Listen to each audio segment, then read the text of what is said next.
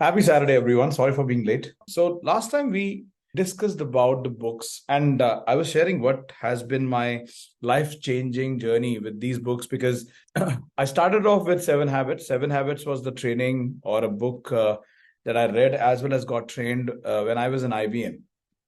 And later, this was actually, it became a way of life.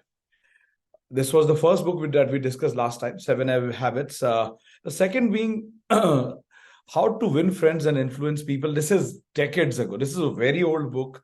Don't know when it was published. You can Google it and check it.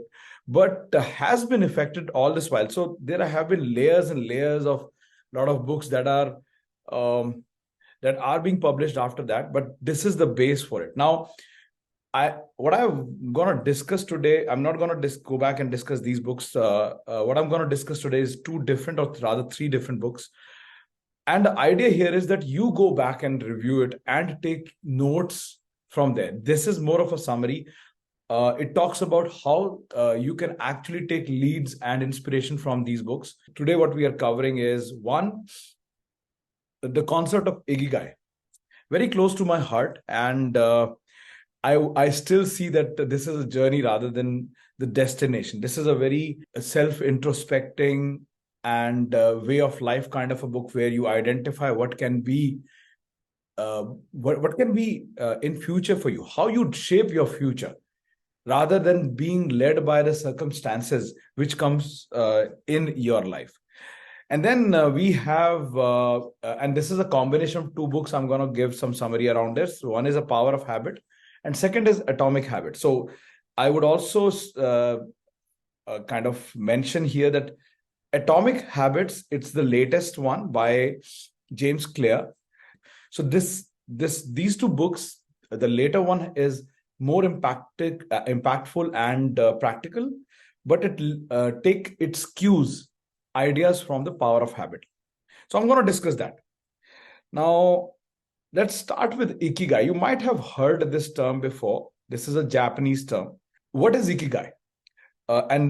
This book has a reference of an island in Japan, which is the island of Okinawa. The island is so popular is because this island has the most number of 100+ year people, or the age is more than 100 years for these people. This island has the most population of these people, and how they're living and enjoying their life, a healthy life, right? Active, healthy life, not dependent on others. So, what is Ikigai? What is the meaning of Ikigai? Iki means life, and Gai means the reason, the purpose. It also talks about Ikigai as a word means the reason of you getting out of the bed every morning.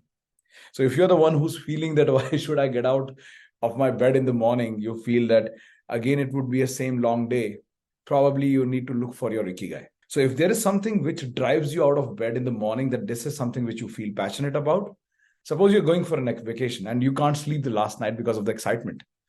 When I was small and I have a game the next day for I have to go for a game or a match next day, I could not sleep because of excitement. A lot of kids these days, Christmas is around the year, you will see them not able to sleep because they're so excited to get what kind of gift they'll get the next day on 25th. So, if something gets you exciting, you have that purpose of getting out of bed. This is what Ikigai, in a basic literal sense means. Now, the biggest question is that how to find that purpose in life. And there is no a cheat sheet for it, right? It is more of you finding it yourself for you, because this all is drilling it down to yourself. So if I have to find my Ikigai, my purpose in life, what should I do? First of all, introspect. See what you are as an individual. What are your likings? What are your dislikings? What is it that drives you to a purpose? And if you're able to find that, obviously that links to your strengths and skills, whatever you have possessed over time. So I'll give an example. Like I'm interacting with you. This is my way towards finding my Ikigai. In fact, I say that I have found my Ikigai in the sense that I really feel passionate when I share my knowledge and see somebody grow with that knowledge. If I can guide someone uh, to put something right as a step forward, I feel that there's a lot of satisfaction in that. It gives me a lot of pleasure, and I feel driven by that purpose. So if you have those strengths, like if you are good at finance, if you're good at solving problems, if you're good at technical skills, and if you feel that you can contribute and also earn from it, this is your direction for finding Ikigai. Versus somebody says that you have to get out of the bed today and you don't feel like doing that, definitely you need to do some introspection there, right? So strength and skills, then get inspired from others. If there are people who inspire you, these are feelers that this is the direction where you should look at. Like some people say, like inner peace, some people say money, some people say uh, contribution to the society. What is your drive? You need to find that. Then mindfulness. What is mindfulness? Mindfulness is being in the moment. So suppose I'll give you an example right now. We are interacting right now. This is a masterclass you are attending, but you're also using your phone to search other things. You're also thinking about what will happen on Monday or Tuesday when I have to go to work. There are certain things. Now, what you're thinking is either of something else when you're in the moment. You might be thinking about the future, you might be thinking about the past, but are you giving your full attention to the current, the present? That is mindfulness. That is awareness. And then experiment. So as I said, that this is an experiment. I see that how I can evolve, how I can find my Ikigai. And it is about getting experiences, experimenting, and seeing what gives me that purpose, what gives me that satisfaction, what gives me that drive to get me out of the bed. The joy of little things. What is important here? So the book talks about joy in little things. Suppose you're going to your office every morning, just as an example. How many times on a traffic signal you enjoy the beauty of nature, like the sunlight, the trees? If there are trees, there are in cities, sometimes you don't see that as well. But how many times do you do that? You will reach your office, you reach your destination at a designated time. But how many times do you do that? How many times do you recognize how privileged you are, how satisfied with you are with the things that God has given you, right? So if we can actually slow down our thought process of being in the moment, enjoying the little things that we got, you will see it will be much more rewarding as an experience, right? So enjoy those little things that you see around you. It talks about living in the flow. Now, what is the meaning of living in the flow? Very much of the things that we talk about, living in the flow, the book talks about passion and love. You should be feeling from inside of the things that you are doing. And, I'll be very honest, not everything we do, we feel from inside. We are not passionate for everything and everything that we do. But you need to also focus on the things that drive passion inside you, that brings in your individuality, right? So find those things. Then skills and mastery. It talks about implementing, developing your skills, master those skills, whatever you do. That is going to give you more satisfaction. Then effortless focus. Now, what is effortless focus? The things you're doing, it comes naturally to you, is one way to look at your Ikigai. That means you feel at home. You feel like this is what you are very good at, and you can do it on and on and on till eternity. Then challenges and skills balance. Suppose I am doing something, it is very challenging, and my skills are falling short of that. It's possible, right? I'm up for a task where I don't see that my skills are there yet for that particular challenge. I feel burnout. And put it the other way around. Suppose the challenge is so small and your skills are very high. brings in that disinterest. That's where you need to strike that balance. Then timelessness. What is timelessness? If you realize that by doing something you lose the sense of time. There is some productive activity you are doing and you are completely clueless that how much time has lapsed. That means you are engrossed, you are in the moment, you're enjoying that work. Of course, this could be a Ikigai. It doesn't have to be, right? But it could be. So think about it. If there are times when you're doing things and you're enjoying that and you don't have a sense of time, versus there is something that you're doing and you're praying to God, when will this gets over? Definitely that's not Ikigai. Balancing work and personal life. This is no brainer. Sometimes our work is such that we can't do that, but your stress, your focus should be pushing yourself there. Then healthy lifestyle habits. The Ikigai model talks about the healthy lifestyle habits. What is that? Keep a healthy diet, a lot of vegetables. Now, this Okinawa, generally in this village or in Japan, lot of individuals, they grow their own food. Then lifestyle is right time of waking, right time of food, right time of sleeping, proper exercise.